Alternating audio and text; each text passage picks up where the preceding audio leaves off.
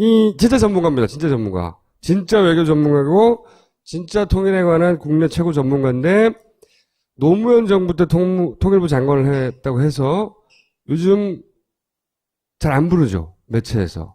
그리고 방송국 작가들이 섭외하는데 가장 두려워하는 분이에요. 굉장히 까칠해가지고.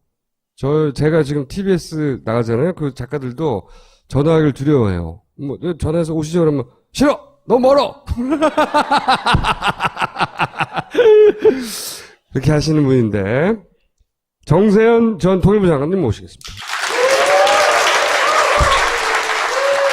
일단, 우리나라가 독자적으로 핵무장을 한다. 이게 불가능한 거죠.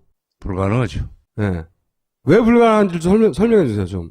우선 첫째, 핵무장을 하면 미국이 지금 한국에 제공하고 있는 핵 우산을 접어야 됩니다. 네.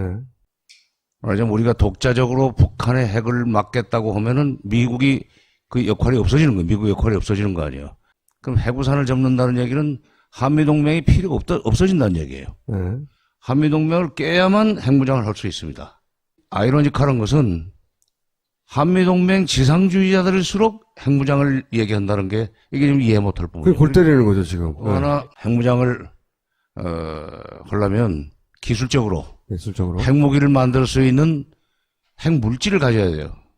두 가지입니다. 플루토늄 폭탄이 있고 우라늄 폭탄이 있습니다.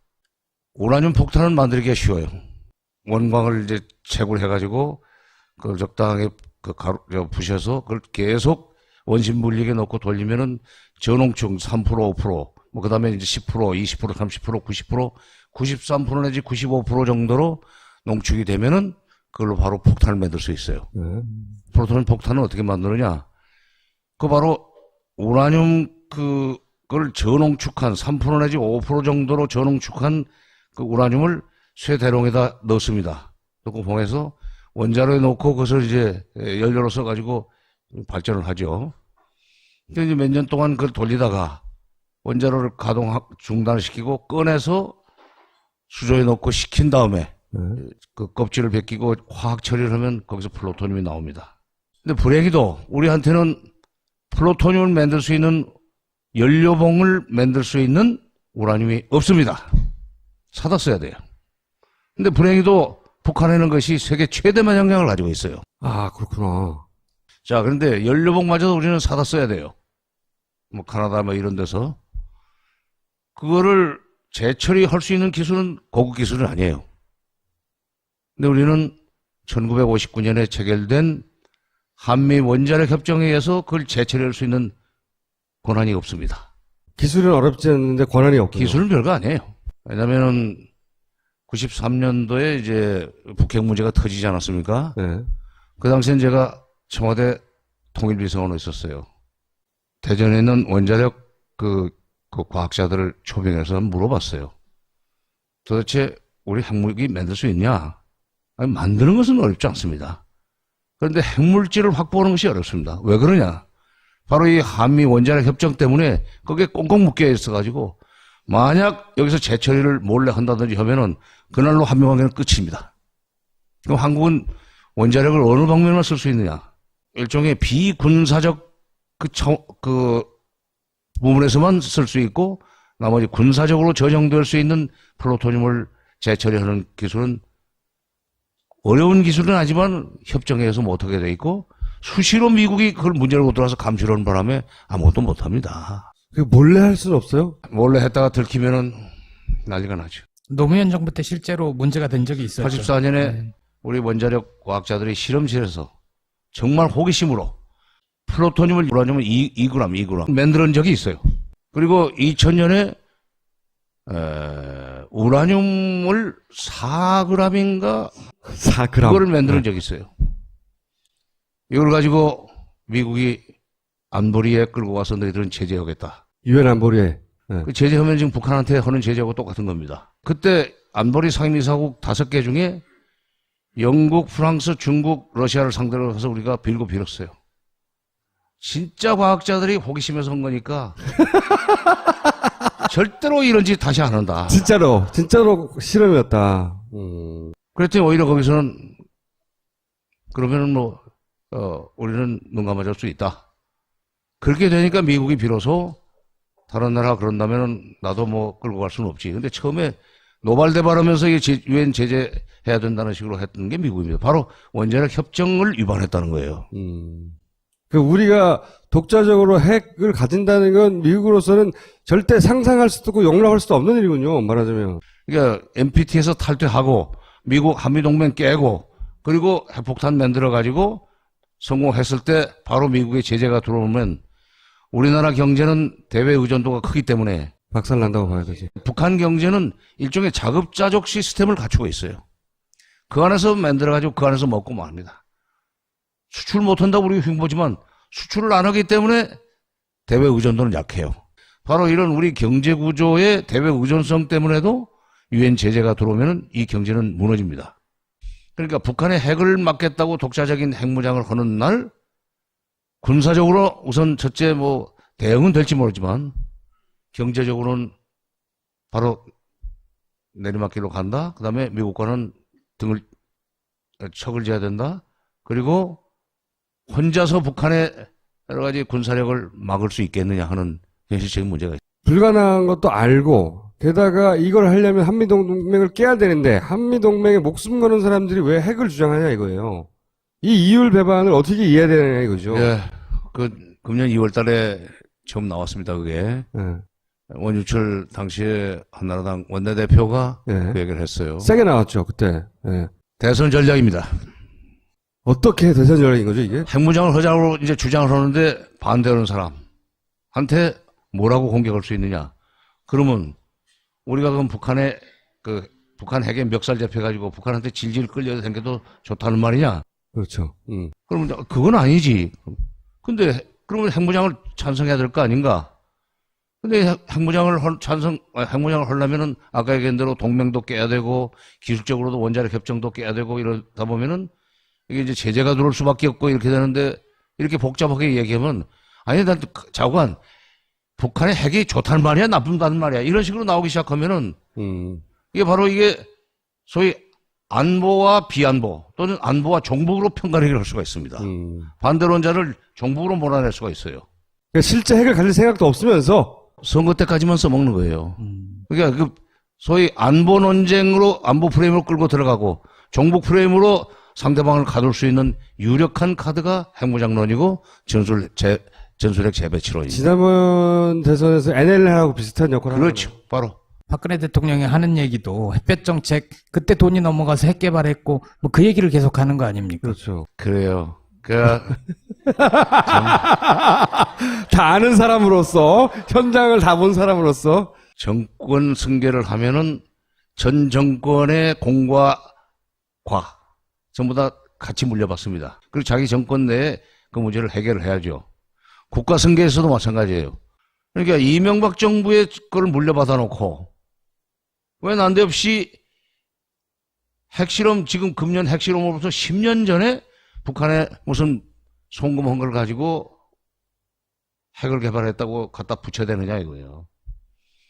김영삼 아까 얘기했지만 77년에 통일원에 들어가서 쭉 통일문제 현장에서 일했던 사람이기 때문에 이 남북관계에서 이 돈이 오가고 하는 그런 돈이 오간다기보다는 북한에서 돈은 온 적은 없고 우리가 이제 주로 쌀과 비료를 줬어요. 쌀과 비료를 줬습니다. 쌀과 비료는 핵폭탄 못 만들어요.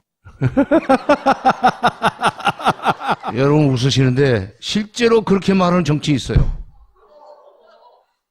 쌀과 비료를 보내줬더니 그걸로 핵폭탄을 만들어 왔다. 또 쌀과 비료를 보내줬는데 핵으로 돌아왔다. 그 어떻게 핵을 만드느냐 그랬더니 아니 여기서 준 걸 팔아가지고 돈을 만들어서 그건 수송비가 더 듭니다. 아니 들고 나서 팔아야 되는데 중국은 곡물이 충분한 나라예요. 쌀과 비료를 줬는데 그러면 쌀과 비료를 사다가 메꿔야 되는데 그 돈을 안 써도 되게 만들어줬기 때문에 그 돈을 갖다 붙이는데 그건 말이 안 되고 더구나 2000년에 6.15 정상회담 직전에 현대가 5억 달러를 북한에 송금한 것이 있습니다. 정부는 돈 안 줬어요. 자꾸 정부 돈이라고 갖다 붙이고 싶어 하는데 현대가 그때 왜 그 돈을 보냈냐면 이제 정상회담이 다 이제 무르익었으니까 정상회담이 성사되고 나면은 남북 간에 수많은 교류 협력 사업이 벌어지면서 현대가 북한에서 할 수 있는 여러 가지 사업들이 이제 아이템이 이제 떠오른 겁니다. 예를 들면 이제 금강산 관광은 98년에 이미 시작이 됐지만 지금 칠보산 관광 지금 핵실험하는 근처입니다. 칠보산 관광, 칠보산이 아주 경치가 좋아요. 백두산 관광, 뭐 여러 가지 북한에도 명성지가 많기 때문에 관광만 가지고도 돈을 벌 수 있고, 또 공단 구상은 오래전부터 현대에서 가지고 있었죠. 공단을 만들 수 있으면은 그것도 돈 버는 일이니까 그런 일을 선점하기 위해서는 미리 좀 밑자락을 깔아. 밑돈을 깔아놓는 거죠. 그런 개념으로 5억 달러를 보냈는데 그거를 정부가 지금 미뤄줬다 이거죠. 심지어 그렇게 해서 뭐 5억 달러를 주고 김대중 대통령이 노벨 평화상을 받았다는 식으로 붙이는 사람도 있지만 그 노벨 평화상 주는 그 위원회가 참 복창 터졌을 거예요. 복장 떠. 북한은요, 우리 아니면 죽는 줄 알고 있지만은 북한은 북한대로 사는 방법이 있습니다. 2005년에 미국의 의회조사국, 소위 Congressional Research Service라고 해서 CRS라는 게 있습니다. 그 의회조사국이 우리도 입법조사국이라는 게 있잖아요, 국회. 네. 근데 미국의 의회조사국은 전 세계에 관련된, 전 세계 모든 나라에 관련된 소위 그 정책 판단 보고서를 수없이 만들어내요. 예. 1년에 한 번씩 소위 핸드북 오브 노스 코리아, 핸드북 오브 사우스 코리아, 핸드북 오브 무슨 뭐 말레이시아 이런 전 세계 국가들에 대한 핸드북을 만들 뿐만 아니라 소위 이슈별로 특별한 레포트를 냅니다. 2000년으로 기억을 하는데 북한은 미국과 사이가 안 좋은 나라들을 상대로 해서 무기 수출로만 1년에 10억 불을 벌어 쓴다. 아, 그 보고서에 따르면 그 이듬해 미국과 북한 사이에 미사일 협상이 벌어졌어요. 미사일 협상이 뭐 미국이 북한 미사일을 사겠다는 게 아니라 미국이 계속 미사일을 북한이 미사일을 쏘아대니까 제발 좀 미사일을 쏘지 마라. 북한이 미사일 시험 발사하는 것은 꼭 이 미사일 성능을 소위 과시해가지고 저 아랍 국가나 이런데 미국 사이 안 좋은 나라에다가 미사일 수출할 수 있는 일종의 박람회네요. 박람회죠. 네, 무기 박람회. 아, 그렇지. 북한이 그런 식으로 해서 싼 값에 팔면은 미국이 팔 수 있는 시장이 없어지는 거 아닙니까? 한미 관계나 미북 관계를 볼 때, 또 미중 관계를 볼 때, 소위 국제정치의 기본은, 국제정치의 기본을 이해하는 데 있어서 무기시장이라는 개념이 들어가면 설명력이 매우 높아집니다. 네. 아니, 이게 시험하지 말라. 이제 그렇게 하니까 우리가 이걸로 1년에 10억 달러씩 벌어 쓰고 있다는 것은 규칙의 기관에서도 인정하는 바인데, 그러려면 10억씩 내라. 그럼 내가 안 할게. 그러니까 미국이 10억 달러씩은 우리도 그 전면 부인하지 않겠는데 너무 많다. 5억으로 깎자. 그렇게 하고 그런 얘기가 오갔던 적이 있습니다. 이건 뭐냐? 제가 왜 이 숫자를 가지고 얘기하느냐? 미국도 북한이 미국 무기 수출로 상당한 양의 돈을 벌어 쓰고 있고 거기서 들어온 돈을 가지고 계속 무기 개발하는 데 재투자를 하고 있다는 사실을 인정했다는 겁니다. 한국에서 간 현금이라고 하는 것은 별거 안 돼요. 현금이 박근혜 대통령이 금년 2월 10일 날 개성공단 문을 닫는 조치를 발표하면서 1995년부터 작년 말까지 2015년 말까지 남쪽에서 국적으로 간 돈이 30억 달러나 됩니다. 그랬어요. 21년 동안에 30억 달러면 1년에 1억 5천만 달러도 안 됩니다. 그게 어떤 것들이냐, 뭐 개성공단 인건비, 네. 뭐 금강산 관광대금, 뭐 등등 현금으로 들어간 거죠. 또 그 중에는 어떤 것도 들어가 있냐면 쌀과 비료 보낸 것도 들어가 있어요. 95년에 그 북한에 들어간 것은 현금은 없습니다. 쌀에 15만 톤 준 거예요. 김영삼 대통령 때 6월 25일 날 쌀 15만 톤을 줬어요. 굶어 죽겠다고 그러니까 김영삼 대통령을 조문을 못하게 했다고, 김일성 조문을 못하게 했다고 그래서 그렇게 험악한 욕을 쏟아냈지만 굶어 죽겠다고 유엔에다 내고 식량 지원을 요청하니까 김영삼 대통령이 그래도 그 동포가 굶어 죽는다는데 쌀은 줘야지. 우리 또 쌀이 남아 도니까. 그때 이제 일본이 먼저 50만 톤을 주겠다고 그랬었어요. 북한이 이렇게 원조를 요청하니까 제일 먼저 우리가 보낼게 하고 들고 나온 게 일본입니다. 일본은 왜 그랬겠습니까? 굶어 죽게 생기면은 일단 압록강 도망가 건너 중국으로 가겠지만 중국이 그걸 막으면은 바다로 나온다. 바다로 나오면 고구려 유민과 백제 유민들이 바로 널판떼기만 붙들고도 바다에 들어가면은 물길의 흐름이 자동적으로 서해에서는 구만모도 쪽으로 들어가고. 여러분 웃으시는데 실제예요. 동해에서는 니가다로 들어갑니다. 바로 그런 보트 피플이 몰려오면 복잡하다 해서 50만 톤을 주겠다고 하는 거예요. 근데 50만 톤보다도 더 중요한 것은 김영삼 대통령이 일본이 먼저 주는 것은 우리 민족의 체면 문제다. 나를 그렇게 욕을 해도 우리가 먼저 줘야 된다. 일본 보고 당신네 좀 뒤로 서라. 우리가 먼저 줘야 되겠다. 그래서 우리가 15만 톤을 줬어요. 그때 15만 톤 준 것도 돈으로 환산해서 30억 달러에 넣어놨습니다. 그러니까 거기서 현금은 난 반 정도로 깎아야 된다고 생각해요. 쌀과 비료 준 것을 다 거기다 현금 환산해가지고 하면 안 되지. 근데 연간 1억 5천만 달러라고 그런 것은 무기 수입으로 10억 불씩 벌어 쓰고 있는 거에 비하면 7분의 1밖에 안 되는 돈이에요. 그리고 북한 경제라고 하는 것은 소련 경제, 옛날에 소련하고 비슷한 그 경제 시스템을 가지고 있는데 인민 경제, 소위 우리식으로는 국민 경제입니다. 그 다음에 군사 경제. 그야말로 이것은 건널 수 없는 깊은 강이 사이에 있는 것처럼 완전히 준별되어 있습니다. 분리되어 있어가지고 따로 놉니다. 따로 돌아가요. 인민경제로 벌어들인 돈을 군수경제에 넘겨주지 않고 군수경제에서 벌어들인 돈을 이쪽으로 넘겨주지 않는다. 이게. 그건 소련이 그랬습니다. 우주 개발에 있어서 미국 못지않게 기술이 앞서가 있었고 그 우주 개발이라는 건 바로 장거리 로켓, 장거리 미사일 그 능력을 그 향상시키는 건데 그런 달나라의 사람을 상륙시킬 정도로 기술이 개발되어 있는 사람들이 러시아의 제일 큰 호텔에 엘리베이터가 서는데 층이 안 맞아가지고 이렇게 서고 이렇게 서고 하나. 바로 그 인민경제와 군수경제가 엄격하게 분리되어 있다는 움직일 수 없는 증거입니다. 북한이 그래요. 그러니까 군수경제는 군수경제 사이클이 있고 인민경제는 인민경제 사이클이 있는데 여기서는 잘 그런 걸 잘 모르니까 아니 쌈짓돈이 주머니돈이고 주머니돈이 쌈짓돈이지 하면서 이쪽에 간 것도 다 무기로 개발됐다 그러는데 북한 사람도 먹고 살아야지. 쌀이 가면 먹어야지. 질문 하나 드려도 됩니까? 가만히 있어요. 금강산 다 알고 나는 가만히 있잖아. 돈을 갖다 썼다는 것은 억지 주장이고 그 다음에 2000년에 보낸 5억 불을 2016년에 무기 개발하는 데 썼다는 얘기는 16년 동안 5억 불 가지고 뭐 어디다 씁니까? 그러니까 이건 수적으로도 계산도 안 맞는 얘기예요. 그냥 책임을 그쪽에다 넘기려고 그래서 그런 건데 이제 질문에 원래 돌아갑시다.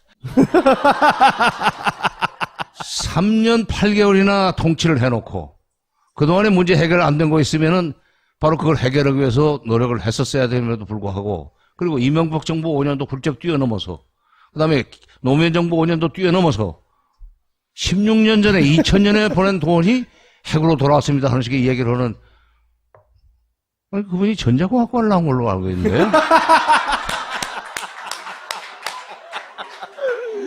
그러니까 자기 책임을 면하기 위해서 뭐 여러 가지 핑계를 찾고 싶겠지만 소위 그냥 보통 사람들이 이해할 수 있는 정도의 논리로 설명을 해야지, 얘기를 해야지. 이게 너무 말하자면 고등수학을 하시기 때문에 못 알아듣겠어요. 그건 아닙니다. 그건 아니고. 예. 해도 됩니까? 핵무장론이 대선 전략이다 네. 말씀하셨는데 핵무장론은 요새는 좀 한물 갔어요. 새롭게 등장한 신상품이 선제타격론. 핵무장론 좀 한물 갔지만은 예. 철되면 다시 나옵니다. 이게 선거 철되면 나와요. 그 다음에 선제타격론 이게 또 이게 지난 9월 18일 날 미국의 외교협회라는 데서 이른바 앞으로의 미국의 대외 정책과 관련된 그 회의를 했습니다. 미국에는 그 CFR이라고 해서 Council on Foreign Relations 이게 록펠러가 세운 거예요. 록펠러가 돈을 벌어가지고 1920년대인가 이 1차 대전이 끝나고 나서 앞으로 미국이 세계적으로 강국이 되고 세계를 지배하려면 외교의 두뇌를 키워가지고 어떤 외교 전략을 추진해야만 미국이 세계를 장악하고 지배할 수 있겠는가. 그걸 키우자. 그래서 카운슬 온 포린 릴레이션스라는 것을 설립을 했습니다. 돈을 내가지고. 돈을 내가지고 학자들을 불러서 이제 연구를 시키고 지들끼리 토론하게 하고 또 외국 사람도 불러들여서 얘기도 들어보고 이러면서 거기서 미국의 대외 정책을 이제 연구해가지고 정부에다 건의하고 그러면 그게 되게 채택이 되고 뿐만 아니라 거기서 훈련 받은 사람들이 새 정권이 들어서면 들어가요. 이러다가 또 나와요. 후배들 키워서 후배들이 들어가. 또 그 사람들이 선배가 돼서 나와서 후배를 키워서 보내. 이 CFR이 그런 역할을 하고 있고 사실은 어떻게 보면은 미국의 국무부가 나서서 하기 어려운 얘기를 대신해주는 역할도 해요. 그 CFR에서 소위 대북 정책을 논의하는 과정에서 오바마 정부가 2011년부터 추진해왔던 지난 5년 동안 6년 동안 추진해왔던 이른바 전략적 인내라는 북핵 정책은 실패했다. 전략적 인내라는 게 뭐냐면 북한이 핵을 스스로 포기할 때까지 우리는 기다리겠다. 그건 무슨 놈 정책입니까? 그리고 북한이 그렇게 핵을 포기하도록 중국이 책임지고 압박을 하든지 설득을 하든지 해가지고 그렇게 만들어라. 그 전에는 우리는 육자회담에 안 나간다. 이게 전략적 인내예요. Strategic Patience. 근데 나중에는 서서히 작년부터인가 이게 전략적 인내가 아니라 전략적 혼수 상태에 빠졌다 하는 비판이 나왔었습니다. 스트라테직 코마라는 말이 나왔어요. 그러더니 이제 금년에 드디어 대선을 앞두고 다음 정부에서는 이 북핵 정책이 이렇게 가서는 안 되겠다. 오바마 북핵 정책은 이제 접어야 된다. 결국 대화와 협상으로 문제를 풀어야만 된다는 것이 대세였었습니다. 절대다수 거기에 참가했던 전 합참의장, 미 합참의장이 유일하게 글쎄 선제 타격도 한 방법이지 않겠는가 하는 식의 얘기를 했어요. 군인이니까. 군인이 협상 얘기를 하면 그건 또 이상한 거죠. 군인이 협상 얘기를 하면 이상하죠. 군인이 일단 군사적으로 해결하자는 얘기를 하는 것이 당연한데 그게 우리 언론에서는 마치 9월 18일 날 CFR에서는 선제 타격론이 상당한 정도의 비중을 가지고 논의가 됐던 것처럼 보도가 됐고 실제는 그게 아니에요. 나중에 한국일보에서 유일하게 사실은 그게 아니고 한 사람이 그런 얘기를 했다는 보도를 했습니다. 이 미국에서 얘기가 나오니까 우리 쪽에서 그 핵무장론을 주장했다가 이제 비판을 받고 이게 코너에 몰리니까 이럴 때는 차라리 우리가 무장하는데 시간이 걸린다면은 미국의 이제 선제 타격을 해버리는 게 좋지 않겠느냐 하는 그런 얘기를 뭐 하고 싶겠죠. 생각할 수 있어요. 왜냐하면 사실은 94년에 미국에서 한때 선제 타격론이 나왔었습니다. 북한이 이제 93년에 NPT 탈퇴를 하고 북핵 문제를 일으키니까 처음에 미국이 바로 북한을 불러냈어요. 베를린으로. 비공개 접촉을 하자. 도대체 뭘 해주면은 더 이상 이 핵 활동을 안 하겠느냐. 뭘 해주면은 NPT에 다시 돌아오겠느냐. 얘기해봐라. 그러면서 이제 협상으로 들어갑니다. 그때 이제 우리 김영삼 대통령은 왜 우리를 빼고 협상을 하느냐? 왜 니들끼리만 얘기하느냐? 그리고 북한은 거칠게 다뤄야지 저렇게 달래는 식으로 하면은 오히려 더 기고만장해가지고 사고 치니까 압박과 제재로 들어가야 된다 하는 식으로 반대를 했어요. 그럼에도 불구하고 미국은 그 미국 비공개 접촉을 계속했습니다. 논리는 이거예요. 호미로 막을 수 있는 일을 가래로 못 막는 것은 어리석은 일이다. 그렇게 만드는 것은 지금 초동 단계에서 이걸 눌러버려야 된다. 해결해야 된다. 그런데 결국 이제 북핵 문제를 해결하기 위한 합의에 94년 10월 20일 날 성사가 됩니다. 성공을 합니다. 그런데 그러기 전에 협상을 하는데 북한 사람들하고 협상할 때 참 정말 인내심이 필요해요. 저도 이제 통일원에 이제 오래 있다 보니까 대북 협상을 많이 했고 뒤에서도 이제 지원도 했지만 또 계급이 올라가면서는 직접 협상 대표도 되고 해서 참 밤새서 씨름도 하고 했지만 저 사람들이 벼랑 끝 전술을 잘 씁니다. 내놓을 것이 협상 카드가 없으니까 벼랑 끝 전술이란 게 뭐냐면 완전히 판을 깨버릴 것처럼 그냥 아주 그냥 고압적으로 나가고 그런 거죠. 마치 그 애들이 무슨 뭐 핸드폰 안 사주면 나 죽어버린다. 뭐 학교 안 간다. 밥 안 먹는다. 그럼 부모가 놀라. 아니요. 그 외교에서 그 약자의 공갈이 굉장히 통하는 겁니다. 약자의 공갈이 무섭습니다. 약자의 공갈이. 점잖게 말하면 약자의 공갈이에요. 약자의 공갈인데 그 벼랑 끝 전술에 하도 시달리도 지치다 보니까 아이고 얘들하고 협상해서 안 되겠구만 하면서 94년 초부터 영변의 핵기지를 폭격을 해버리자. 그래서 아주 핵 활동할 수 있는 여지를 물리적으로 없애버리자. 그런 발상이 있었습니다. 그 이제 슬슬 소문이 났어요. 소문이 났는데 우리 쪽에서는 대통령은 차라리 그렇게 해서 문제를 해결하는 게 낫겠다고 그러고 그 당시에 야당 총재도 못 되고 아마 대선 끝나고 나서 캠브리지 갔다가 조금 있다 돌아오셔서 아태재단인가 만들었을 때 아태재단 이사장 자격으로 DJ가 미국에 초청을 받아서 갔었어요. 94년 5월 20일로 기억하는데 NPC, 내셔널 프레스 클럽에서 연설을 하면서 지금 이런 상태로 북핵 문제를 방치하면 잘못하면 전쟁이 나게 생겼다. 뭐 선제 타격론도 나오고 이러니까 북폭론이 나오고 그건 안 된다. 미국의 유력 정치인이 나서가지고 평양을 가라. 가서 김일성을 만나서 협상을 해가지고 이 문제가 대화 협상 방식으로 문제가 풀릴 수 있도록 좀 다리를 놔달라.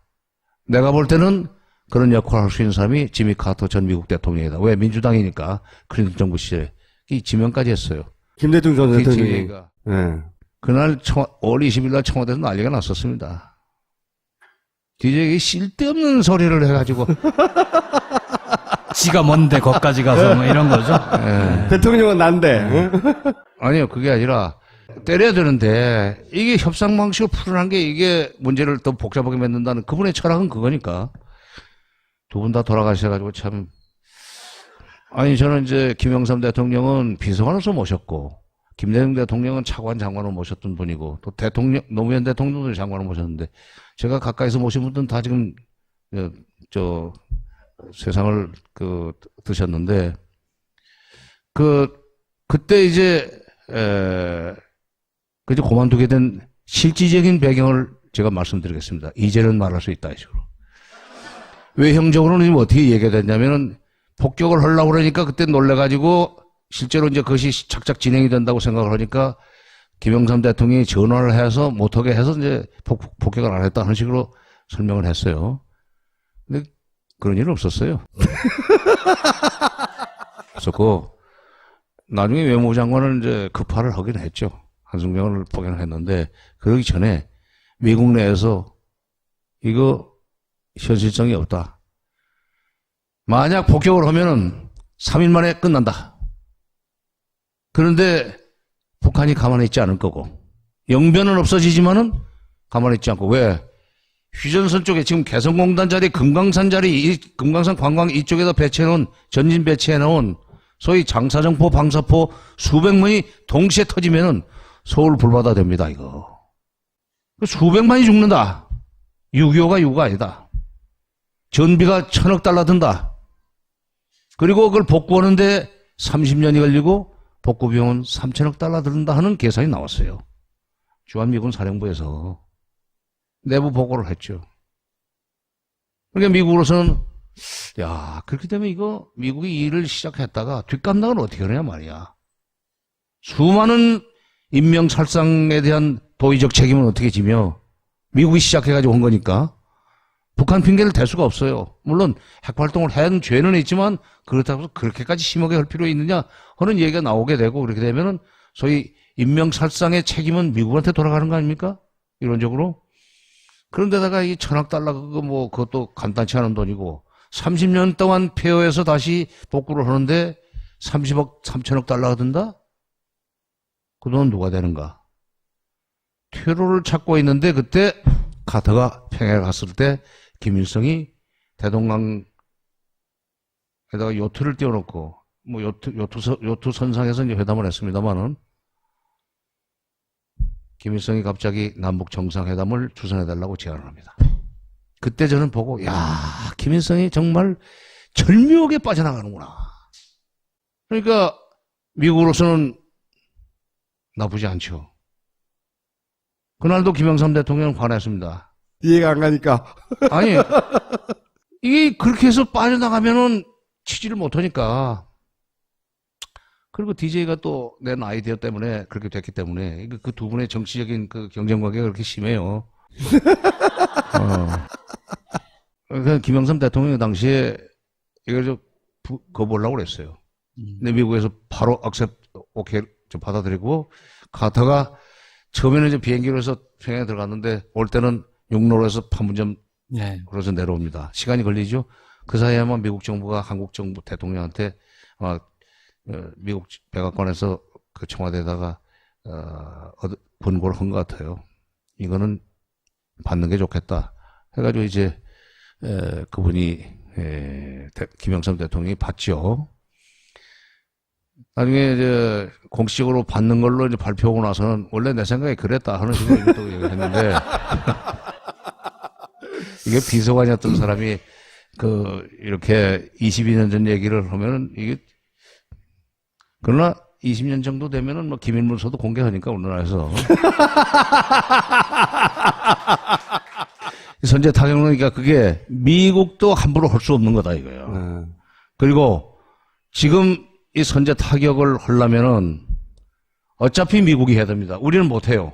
그런 무기가 없어요. 지난번에 지금 왔다 간 B-1B 소위 핵폭탄을 싣고 괌에서 떠가지고 평양 상공까지 한번 가는데 2시간이면 됩니다. 분계선 위만 한 바퀴 내리지도 않고 한 바퀴 돌고 가는데 뭐 1분 동안 비행했다고 그러던가 그렇게 돌아갔죠. 그런 것이 이제 깊숙이 들어가서 때리고 나오는 건데 그 선제 타격을 하는 경우에 94년에 미국의 주한미군 사령부에서 개선할 때 겁을 냈던 장사정포, 방사포가 가만히 있겠냐 이거예요. 그것도 역시 현실성 없는 이야기. 그것도 현실성 없는 이야기예요. 그런데 그것도 현실성이 없고 더구나 우리는 뭐 94년에도 전시작전 통제권이 없었지만은 설사 우리가 뭐 그런 무기는 아니지만 다른 뭐 전투기를 동원해가지고 북한을 폭격하는 경우에 전쟁 상태로 가면은 그 순간 모든 군사행동의 그 결정권은 미국이 행사하게 되어 있습니다. 우리가 가서 한 방 때리고 왔는데 북쪽에서 뭐 장사정포가 날아오고 해서 피해가 더 크다? 이걸로 끝내자 하고 휴전 협상으로 들어가기 시작한다든지 이렇게 되면은 그 무슨 꼴입니까? 그러니까 전시작전 통제권도 없는 주제에 그리고 전시작전 통제권을 미국에 맡겨놨다고 주장했던 바로 그 사람들이 선제 타격을 주장한다는 것도 이게 아이러니 중에 아이러니예요. 미국은 해주지도 않습니다. 왜? 94년에도 그게 위험하고 나중에 부담이 크다는 걸 알았고 6.25 때 참전하고 할 때만 해도 중국이 별거 없었어요. 1950년 중국은 형편 없었습니다. 49년에 정부 수립해가지고 1년 막 지난 뒤에 저희 참전하기 시작했는데 10월 25일 날 들어왔으니까. 근데 지금 중국은 미국과 멱살잡이를 할 정도로 컸단 말이에요. 그리고 군사 대국이 됐습니다. 선제 타격을 할 경우에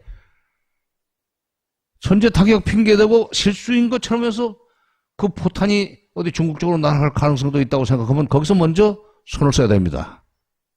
그럼 미중 간의 소위 군사적 충돌로 비화될 수 있는 가능성이 높은 일을 미국이 하겠는가?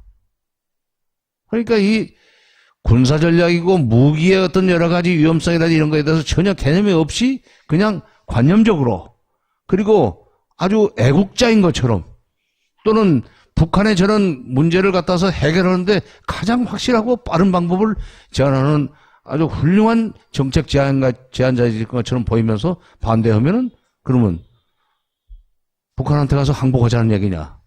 그럼 너는 종북이냐? 그 얘기 하려고 그런 거예요. 국지전 가능성 막 이런 얘기 하기 시작했거든요. 우리가 뭐 북한을 의도적으로 도발해서 내년에 국지전 같이 그런 군사적 충돌이 일어나는 거 아니냐 이런 얘기도 하기 시작했는데 이 국지전의 가능성을 어떻게 보시는지. 천안함 사건 이후에 연평도 포격이 있지 않았습니까? 근데 이제 그게 연평도였기 때문에 전면전으로 비화되지 않았었습니다. 국지전이 에스컬레이트 되면은 자꾸 옆으로 번져가지고 전면전으로 되고 남북 전체가 군사적으로 대결 상태로 들어가는 건데, 그런 좀 외딴 섬이라든지 또는 피해가 상대적으로 적을 수 있는 곳, 이런 데다가 도발할 수 있는 가능성은 있죠. 그래서 있다. 있죠. 피해가 너무 크면은 오히려 이제 역풍이 불 수 있지만, 피해는 그렇게 크지 않고, 그러나 국민들의 대북 적개심은 자극할 수 있고, 그렇게 해서 분위기를 안보 프레임으로 끌고 갈 수 있다면은, 그건 이쪽에서 나쁠 거 없죠. 선거 전략상. 제가 이제 여기서 이 사람들 계속 띄워놓은 이유는, 그런 건 미국이 오케이 해줘야 되는 거 아닙니까? 국지전을 그러니까 우리가 먼저 하는 것이 아니라 저쪽이 그걸 하도록 유도하는 거예요. 이제 그 얘기 했더니 어저께인가 박근혜 대통령이 국무회에서 북한 도발을 유도한다느니 무슨 선전 보고를 하느니 하는데, 그런 발언은 핵 문제 해결에 도움이 전혀 안 됩니다. 그래서 야, 저는 소피스트들도 모르는 논리로구나 하는 생각이 들었어요. 궤변도 저런 궤변이 없다, 뭐 그런 말씀이시죠. 아니, 힐합시대 소피스트들이 가지고 굉장히 논리적으로 궤변이라고 그러지만 복잡한 논리를 가지고 자기 주장을 정당화하는 게 그게 소피스트 아닙니까? 제가 그 뉴스를 보고 야, 진짜 이게 주파수가 다르구나. 그러니까 우리가 먼저 하지는 못하죠. 그러나 저쪽이 그런 저강도의 소위 군사행동, 군사위협, 군사도발을 할 수 있도록 자극할 수 있는 가능성은 있고, 또 북한은 어떨 때는 정말 참 도움이 안 된다는 생각을 하는 게, 도움이 안 된다. 그런데 끌려 들어와요. 알고도 들어오는 거죠, 그럴 때는. 그건 아닌 것 같아요. 그건 아니고, 자기들로서도 그렇게까지 하는데 가만히 있을 수가 없으니까. 자존심상. 그런데 이제 한수만 더 접으면, 글쎄, 이렇게 해서 우리가 거기에 대응하면은 남쪽에서 그보다 더 세게 나오고 이렇게 되면은 결국 저쪽에 보수 결집이 일어나서 남북 관계가 도움이 안 될 텐데 하는 생각까지 해주면 좋은데, 지금까지 제 경험으로는 북한 사람들이 거기까지는 못 봐요. 이제 데리고 앉아서 이 얘기는 말귀는 안 알아듣습니다. 아니, 농담이 아니에요. 쌀과 비료가 계속 올 수 있겠는가? 소위 대북 지원의 소위 예측 가능성이라는 게 저 사람들한테 굉장히 중요합니다. 왜냐하면 저게 사회주의 국가고 계획 경제이기 때문에 그 이듬해 어떤 지원이 밖으로부터 들어올 수 있는가를 안다는 것은 차년도 소위 경제 계획을 세우는데 굉장히 중요한 변수예요. 한번 그 얘기를 해요. 내년에도 올 수 있겠습니까? 그래서 뭐가 말이에요. 아니, 이 쌀, 간단해. 쌀과 비료가 가는 동안에 당신들이 군사적으로 남쪽으로 갔다 가서 남쪽을 상대로 해서 군사적으로 좋지 않은 짓만 안 하면 이걸 얼마든지 갈 수 있어. 그러나 조금이라도 이게 군사적으로 위협을 한다든지 도발을 한다든지 하면은 대북 지원은 그날로 끊어진다. 말하자면 당신들이 사고 치기를 기다리는 사람도 있다, 우리 쪽에는. 응? 대북 지원 싫어하는 사람들은. 근데 우리처럼 햇볕 정책을 가지고 남북 화해 협력을 적극적으로 추진해 나가는 최전선에 서 있는 사람들 입장에서는 당신들이 그렇게 하면 이걸 못하게 돼. 우리의 운신의 폭을 좁히지 마라. 계속 받고 싶으면. 솔직히 말해서 2002년 6월 29일 날 제2차 연평해전 빼놓고는 그건 좀 다른 논리가 있습니다. 이렇게 또 걸어놔야 다음번에 또 한번 뭐라고 올 것 같아서 내가. 그런데 왕래가 없고 대화가 없는 상태에서는 상대방의 의도라든지 상대방의 전략 자체에 대한 이해가 없을 때는 그냥 지금적으로 대응할 수밖에 없습니다. 그래서 그런 사고가 있을 가능성이 있다 이거예요. 핵무장이나 전술핵 재배치, 선제 타격론 같은 걸 가지고 내년 대선 때 이걸 안보 논쟁 또는 종북 논쟁으로 끌고 들어가려고 하는 꼼수를 쓸 가능성이 있으니까 그때 속지 마십시오. 오늘 여기까지 하겠습니다. 감사합니다.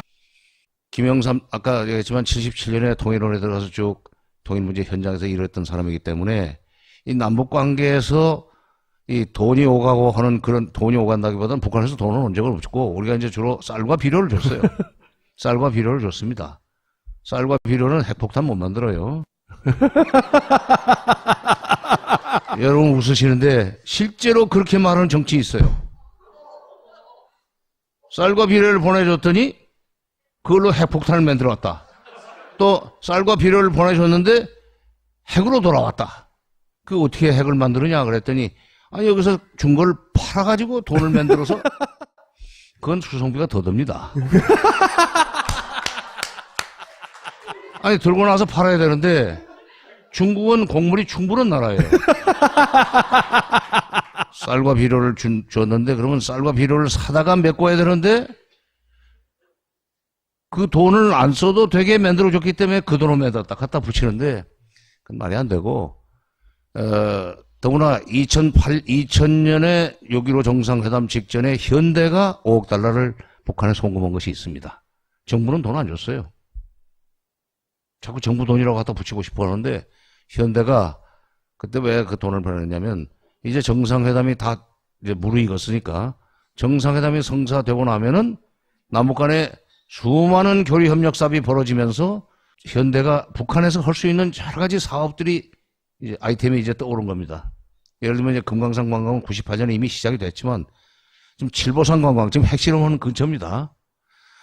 칠보산 관광 칠보산이 아주 경치가 좋아요. 백두산 관광 뭐 여러 가지 북한에도 명승지가 많기 때문에 관광만 가지고도 돈을 벌 수 있고 또 공단 부상은 오래전부터 현대에서 가지고 있었죠. 공단을 만들 수 있으면은 그것도 돈 버는 일이니까 그런 일을 선점하기 위해서는 미리 좀 2g 만드는 적이 있어요. 그리고 2000년에 우라늄을 4g인가 4g. 그거를 만드는 적이 있어요. 이걸 가지고 미국이 안보리에 끌고 와서 너희들은 제재하겠다. 유엔 안보리에.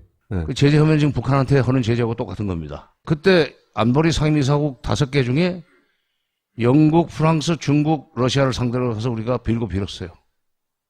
진짜 과학자들이 호기심에서 한 거니까 절대로 이런 짓 다시 안 한다. 진짜로 실험이었다.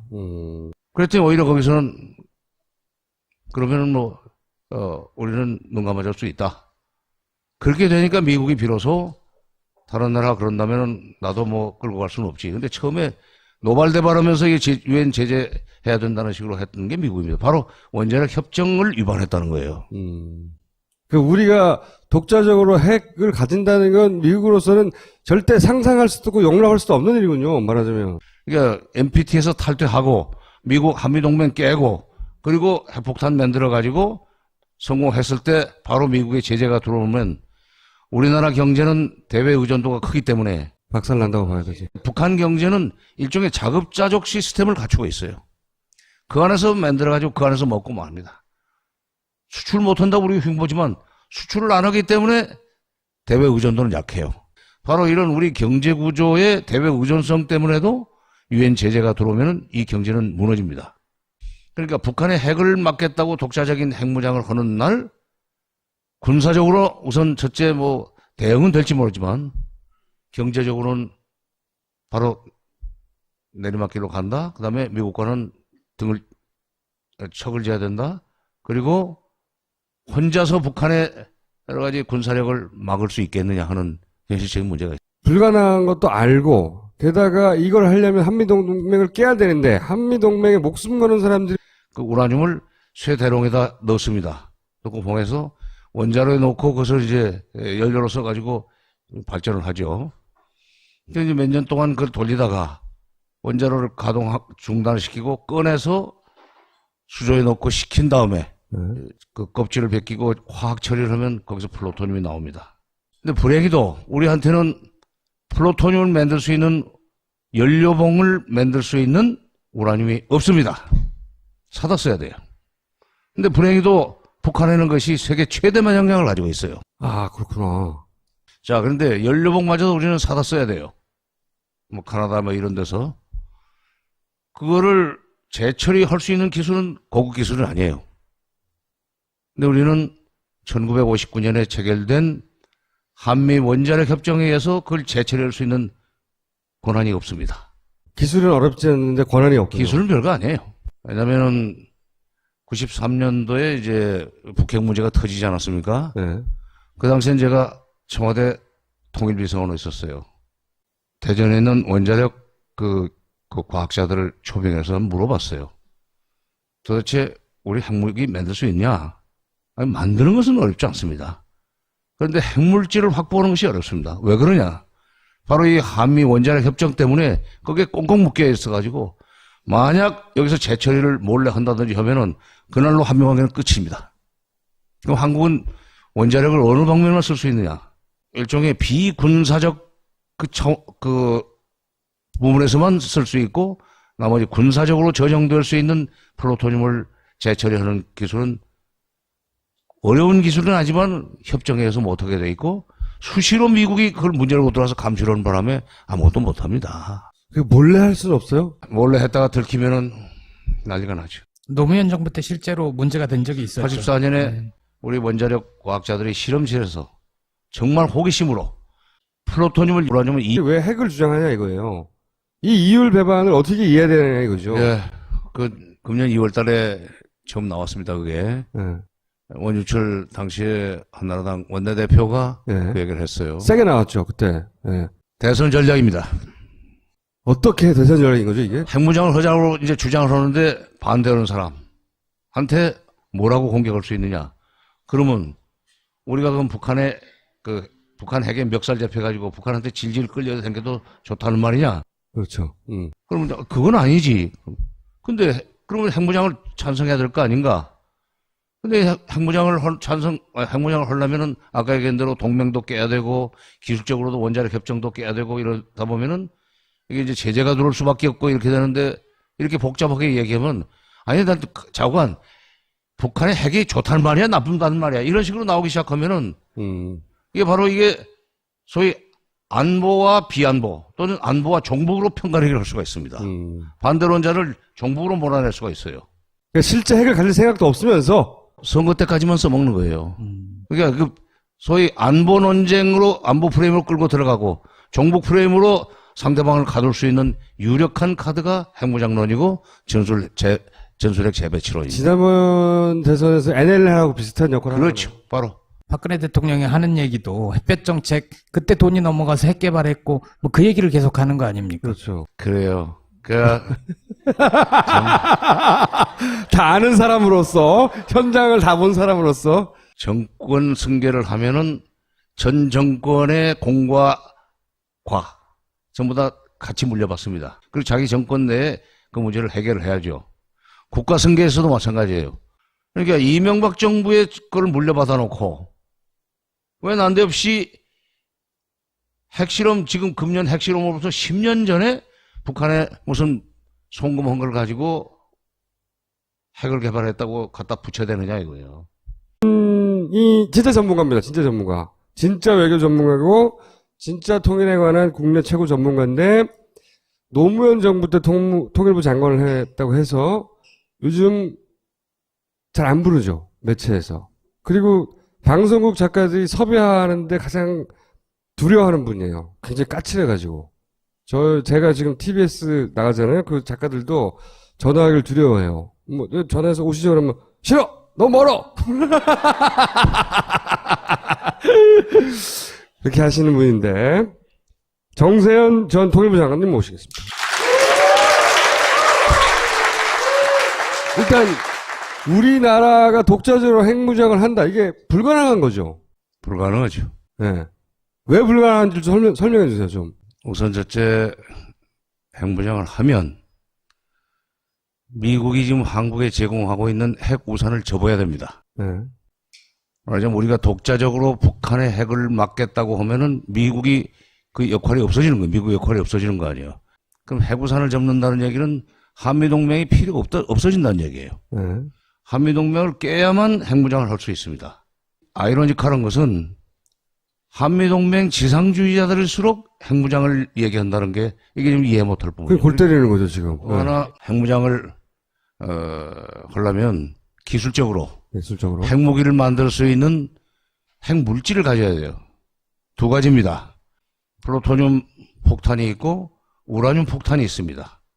우라늄 폭탄은 만들기가 쉬워요. 원광을 이제 채굴해가지고 그걸 적당하게 부셔서 그걸 계속 원심 물리게 넣고 돌리면은 저농축 3%, 5%, 뭐 그 다음에 이제 10%, 20%, 30%, 90%, 93% 내지 95% 정도로 농축이 되면은 그걸로 바로 폭탄을 만들 수 있어요. 플루토늄 폭탄은 어떻게 만드느냐?